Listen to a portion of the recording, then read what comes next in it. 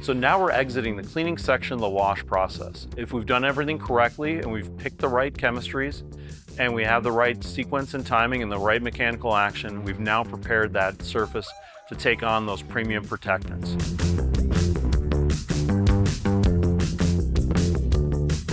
This is where you drive top wash, this is where you drive your consumer value, and this is where you get that premium shine and protection elements to your wash. So one of the key elements of the finishing zone are applicators.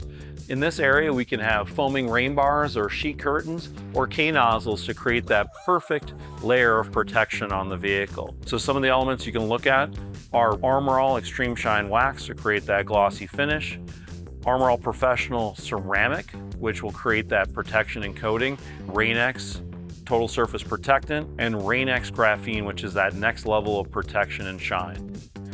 So as we go through here, you see that we have some mechanical action. This is to actually buff in those products and create that next level of shine and protection for your customer. Once you've buffed it in, you're looking at going through the rinse section. So putting on drying agent, RO to make sure that we don't have any spots after we dry the vehicle, and any last little droplets of water are on the vehicle, they'll dry and they won't have any hard water spots. For rinsing applications, you have a couple of different applicators.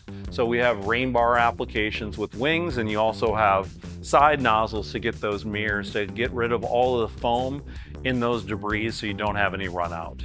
This will set you up perfectly for your drying application.